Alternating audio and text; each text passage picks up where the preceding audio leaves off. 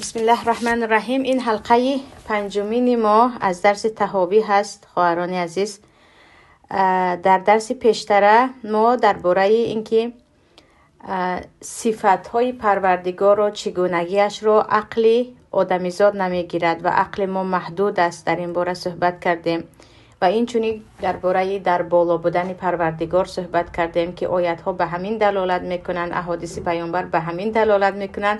خیلی عجیبش این است که بعضی فکر کردن که ما وقتی میگوییم الله در آسمان است، این معنیش این است که گویا که ما الله در درون آسمان است میگیم. نعوذ بالله.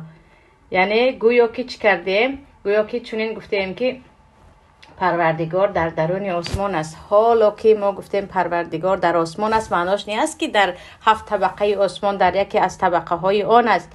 پروردگار بر بالای عرش است و چگونگی آن و چگونگی عرش و چگونگی پروردگار در بالا بودنش به ما مجهول است، چون خودی پروردگار به ما مجهول است. ما از صفاتهایش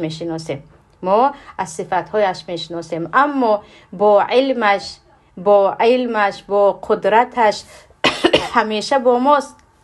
و هو معکم حیث ما کنتم، هر جایی که باشد پروردگار با علمش با شما هست، همیشه با ما هست. اما در آیت های قرآن کریم چه خیلی که درس گذشته خواندیم، پروردگار همیشه این ما هستیم که از بالا برای شما باران میفرستیم، این ما هستیم که از بالا برای شما قرآن فرستادیم.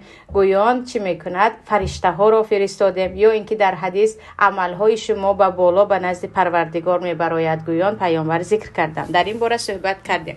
امروز درس را دوام میدیم. امام طحاوی میگویند ولا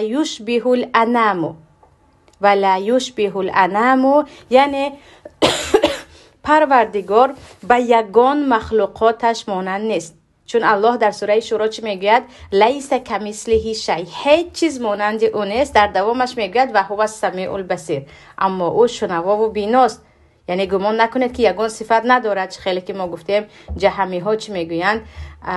با پروردگار هیچ یگان صفت رو نسبت نمیدهند که گویا که یگان صفت دادیم، صفت هم یک خدا می شود و خداوند هم یک خدا می شود. گویان در اینجا الله چی میگوید؟ هیچ چیز مانند او نیست و او شنوا و بینا هست. و در فقه اکبر امام ابو حنیفه رحمت الله علیه، اولین کتابی که در علم عقیده نوشته شده است فقه اکبر است. کوچک یک رساله است، خواهران، کتابی کلان نیست.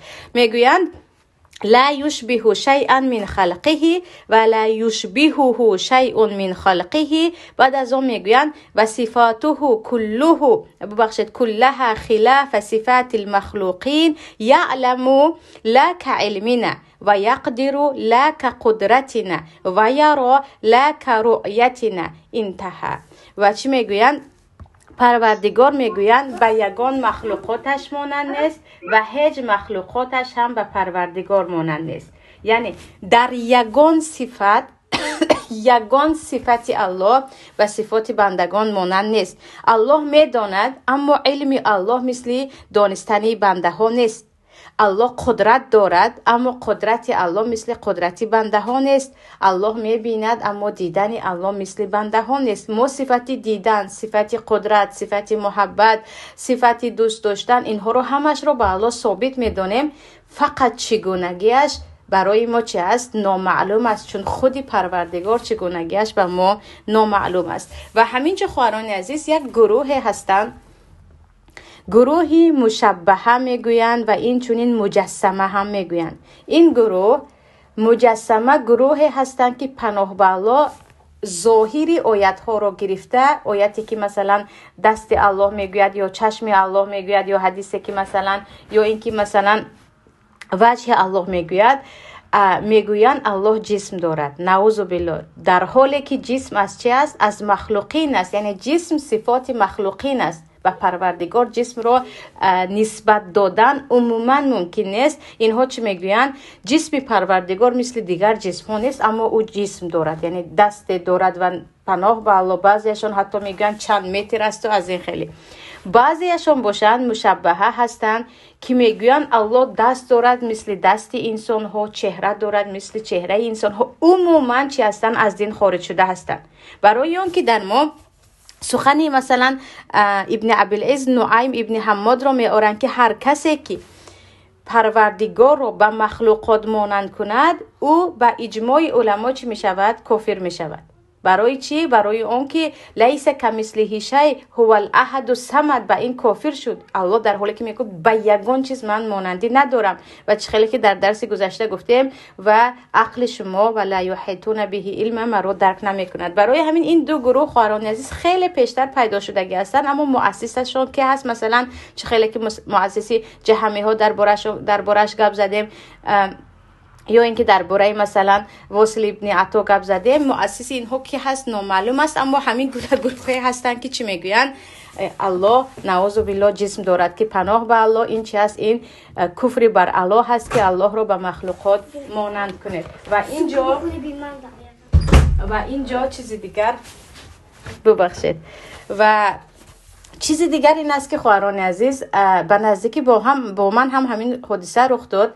نمیدونم یک طالب علمی که خود را طالب علم معین میکند، دختر بود یا جوان بود، برادر خردکک بود و الله اعلم، در تلگرام نوشته است که شما مجسمه هستید یا شما مشبهه هستید و با کدام دلیل شما گفتید الله دست دارد، شما گفتید الله مثلا چشم دارد. پیامبر صلی الله علیه و سلم گفتند که پروردگار شما مثل دجال یک چشمه نیست. پروردگار در قرآن میگوید که ید الله فوق ایدیهم، ما این رو به الله ثابت میدونیم، اما در یگان جا نگفتیم که دست دارد مثل آدمیزاد که ما رو بگوید شما مجسمه اید، یا در یگان جا نگفتیم که دست الله مثل دست فلانی است که بگوید چی است شما مشبهه هستید. یعنی هستن نفرانی که وقتی میگویی منهج پیامبر، راه روش پیامبر همین گونه بود، صفات‌هایی که الله در برش خبر داده است در قرآن و در حدیث ثابت می‌دونستند، به یگان تمثیل یعنی مانند کردن، به یگان تعطیل که نه معنای این دیگر است گفتن، یا به یگان با دیگر مقایسه کردن. پیامبر همین گونه آوردن این صفات ها رو، ما هم همین گونه قبول میکنیم. یکی میگیرن میگوین نه شما مجسمه یا مشبهه هستید، که البته انسان به هر یک تهمتش نسبت آدمیزاد، حتی به کافر یک تهمت زنی هم به این گفته‌اند جواب میگردونی. پس اینجا چی میگوییم؟ صفات های پروردگار، صفات هایی که صفات های فعلی میگوییم، یعنی غضب میکند، مثلا سخن میکند، صفات های ذاتیش خبریش درباره چه خیلی گفتیم چشم باشد، دست باشد، یا صفتی که در مثلا در فعلی میشود الله در یکی شب به آسمان دنیا میفراید، یا مثلا صفات هایی که عموما صفات های همیشه با پروردگار است، مانند صفت های مثلا شنوا و بینا و اینها صفت های هستند که به یگان مخلوق مانندی ندارند و گشته و برگشته در عقیده ما اهل سنت و جماعت باید این را جا کنیم که به عقلتون ذات الله را درک کردن نمیتوانید. عقل محدود شما آدمیزاد برای درک کردن ذات الله هرگز و هرگز کفایه نمی کند. شما عادی ترین چیزی که هست خواهران عزیز روحی که در بدنمون هست، چه خیلی گفتم ما درک کردن نمی توانیم هنوز، چه خیلی باشه غیبیات است. آره، و حتی انسان هایی هستن که مثلا خودی کون رو ببینید که مثلا در هوا چگونه سیاره ما ایستاده است، در هوا در فضا ما ایستاده ایم، یگان چیز زمین رو نداشته است. آره، و چقدر ماهتاب در اطرافش دور میزند و چقدر زمین خودش دور میزند با سرعت از سمالیات چندین برابر بالا، و چقدر مثلا آفتاب با اون بزرگی همه خیلی معلق میستد، اگر افتاد به کجا میافتد، بعد از فضا چی هست. به اینها عقل ما گرفته نمیتواند. با این عقل ما آدمیزاد هرچی خونیم هم، هرچی پیشروی کنیم هم، هرچی کامپیوتر گویم هم، چیز دیگری گویم، عقل ما نمیرسد. و چی فکر داره درباره ذات الله که ما بگوییم پس بگو دستش چه خیل است. یعنی به یکی گفته که در ما حدیث ثابت است که در یک شب پروردگار به آسمان دنیا میفراید، یک بار چه خیل میفراید، چه خیل. تو به من بگو الله چه خیل است، من تو که جواب رو خودت گیری. یعنی ما چگونگی الله رو نمیدونیم، چگونه میتوانیم بگوییم که الله چگونه به آسمان دنیا میفراید. پروردگار پیامبر صلی الله علیه و سلم این رو گفتن و صحابه ها هم میدونستن که عقلشون نمیرسد، نپرسیدن. کسی از پیامبر نپرسید که چگونه، بلکه همه حرکت کردن که پس در این وقت دعا کنیم پروردگار باز به ما چی است نزدیک می شود. برای همین اینجا چی است، این صفت ها رو مایان باور داریم و لیکن چگونگیش عقل درک نمی کند و حاشا لیلا که هرگز ما پروردگار رو به یگان مخلوق مانند نمی کنیم، صفتش رو به خودش همان گونه که لایق خودش هست و همان گونه که پیامبرش به اون اقرار کردند و ایمان آوردند و جستجو نکردند، همین راه رو ما هم طی میکنیم. در مصرع دیگر میگویند حی لا یموت قیوم لا ینام. همین روز خواهران عزیز وقتی همین مصرع رو میخواندم یا همین قطعه رو میخواندم، من گفتم اگر همین صفت پروردگار در قلب هر یک فرزندان ما جا شوند یا در قلب هر یک مسلمان جا شود، میبینید که هرگز بعد از مرگ یگان نزدیکش از دنیا دل مانده نمی شود. اینجا چی میگویند؟ الله زنده هست که هرگز نمی میرد، پابرجاست یا پاینده هست و این چونین دیگران رو پاینده می دارد و هرگز خواب نمی کند. و در آیت الکرسی الله چی میگوید؟ الله لا اله الا هو الحی القیوم. الله ذات یگانه است که هیچ خدای بر حق مثل او نیست و او حی و قیوم است، همیشه زنده است، هرگز نمی میرد و قیوم است و پایدار است، یعنی به کسی برای بودنش محتاج نیست اما دیگران رو برای بودن کمک میکند. لا تأخذه سینة ولا نوم. پروردگار هرگز خواب هم نمی کند و این چونین حتی غنب، یعنی مقدمه خواب که کمی غنبتون می آید، این هم به پروردگار چی است؟ حرام است. پس تصور کنید خواهران عزیز، وقتی انسان یک نفری نزدیکش میمیرد، علل خصوص نفری که برای او همیشه کمک میکرد، دیگر تقریبا میبینید که اون انسان هم با مرگ او دیگر دنیایش رو از دست میدهد. میگوید همه چیزم بود، بعد از مردنش دیگر همه چیزم از دست رفته. میخنه یا اینکه به یک نفر خیلی اعتماد میکرد، یک باره و این نفر این رو پشت پا زد یا به گفتی روسو پدودید کرد، در این وقت هم میبینید که انسان به دپرسیون میافتد، شکسته میشود. اما الله به ما خبر میدهد که الله لا اله الا هو الحی القیوم. پروردگار ذات یگانه است و او حی و قیوم است. شما به من ایمان بیاورید، به من تکیه کنید. دیگران میمیرند، به هر کسی که امید بستی شاید از تو پیشتر بمیرد. این من هستم که نمیمیرم. یعنی الله چی میگوید؟ این من هستم که یگانه ذاتی که هرگز نمیمیرد. پس وقتی که شما به ذاتی که هرگز نمیمیرد و هرگز خواب نمیکند و حتی غنب نمیکند، انسانی که مثلا خوابش آمده است میدونه که گپ شما رو درست نمیفهمد، خواب او رو زیر کرده ایستاده است، گپ شما رو درست درک کرده نمیتواند، او فقط میخواد خواب کند. اما این صفت برای خالق من و شما حرام است. او همیشه در همه لحظه، کل یوم هو فی شأن میگوید در سوره رحمان، هر روز هر لحظه او در مراقب شما هست و با قدرتش یک شما نه، به تمام بندگان رسیدگی کرده میتواند. به تمام بندگانش، به تمام مخلوقاتش او رسیدگی کرده میتواند. پس به فرزندان هم باید همین صفت الله رو در قلبش جای کنیم. اگر یکی من مردم اما تو پروردگاری داری که هرگز نمیمیرد، یکی من و پدرت مردیم، یکی همه از نزدیکانت رفت، فقط تک و تنها بمانی، هم بدون که از ما مهربانتر، از ما نزدیکتر تو خدای داری که او هرگز نمیمیرد. و این چیز در قلب مؤمن جای باشد که پروردگار من همیشه آگاه هست و هرگز مرا ترک نمی کند. چگونه که دیگرها میمیرند میروند اما پروردگار زنده و پاینده هست. میبینید که انسان هر کس بمیرد همچی میگوید ان لله و ان الیه راجعون، بقاء لله، باقی ماندن فقط از آن پروردگار است.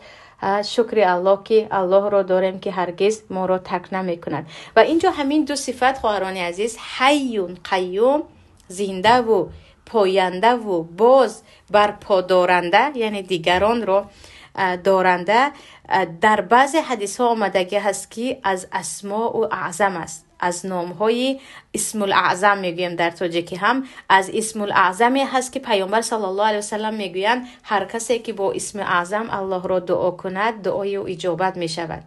یا حی یا قیوم گویان اگر شما دعا کنید ای زنده و ای پاینده و پایدارنده گویان با این صفتش پروردگار را دعا کنید پروردگار دعای شما را قبول میکند. و الله چی میگوید؟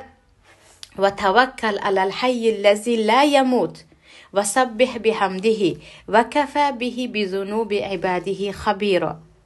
الله میگه تو توکل کن به همون حی زنده ای که هرگز نمیمیرد. تو با کی توکل میکنی؟ با امیدی کی هستی؟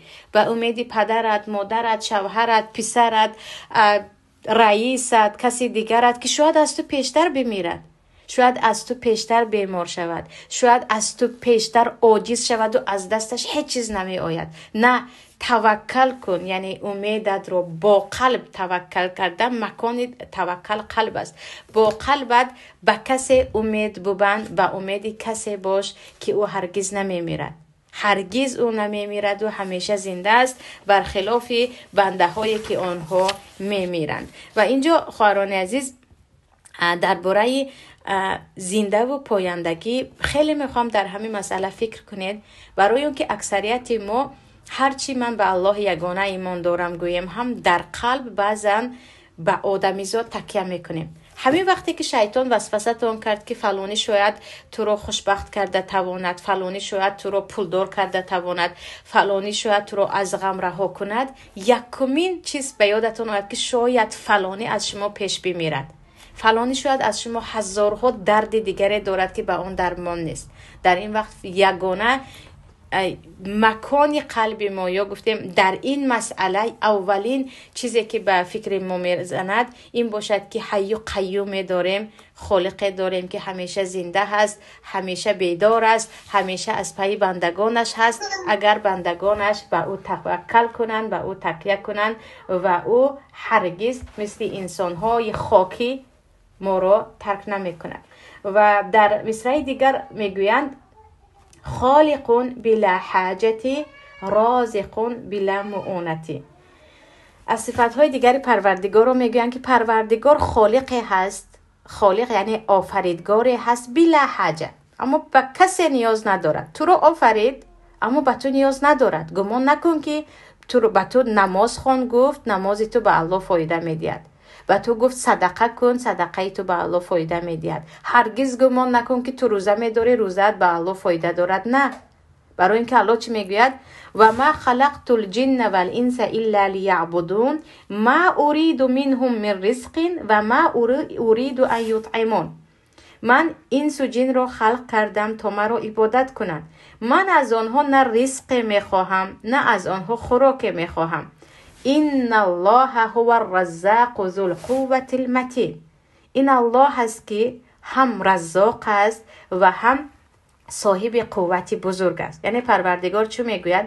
من شما را امر میکنم که به من نماز خوانید، مرا عبادت کنید، مرا عبادت کنید. عبادت گفته تمام عملی که پروردگار دوست میدارد و از آن راضی است عبادت میگوید. الله میگه من شما را آفریدم تا مرا عبادت کنید، اما این معنیش نیست که من به شما نیاز دارم.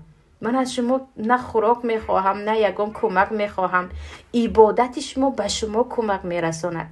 و در برای عبادت خواهران عزیز به نزدیکی در جای خوندم یا شنیدم که حتی کافرهایی که به قیامت و به جنت و دوزخ باور ندارند همین گونه یک شعار داشتن یا گفتیم یک عقیده داشتن که انسانی که پایبند عبادت هست وی به جرم دست نمیزند، یعنی وی به جنایت دست نمیزند، چون که در دل ترس دارد از ذات غیب، از پروردگار غیب. برای همین هرچی باشد هم بنده ها عبادت کنند. اگر تا همون 100 سال پیش مسیحی های امروزه در دینشون خیلی قوی بودند، این همه فساد امروزه رو در مسیحی ها دیده نمیشد. اگرچه عبادت هایشان عبادت های باطلانه و شرکی است، اما باز هم امروزه مسیحی هایی که کارهایی که از حیوان پستی رو میکنن 100 سال پیشتر ها نمیکردند و عیب میدانستند.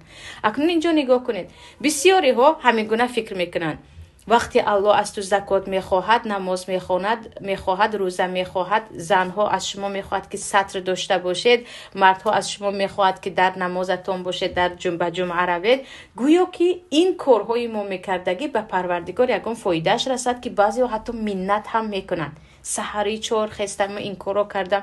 نه، هر چیزی کردی برای خودت کردی. پروردگار بی نیاز است.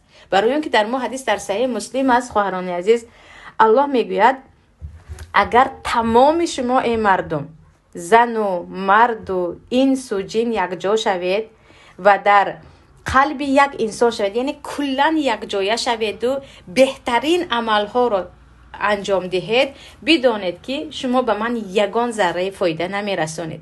برعکس این، تمام شما ای مخلوقات، انس و جن، زن و مرد، خرد و کلان یک جا شوید و بدترین گناه رو انجام دهید، همتون یک جا شده، اون گناه شما هم به من یگان خیل ضرر نمی رساند.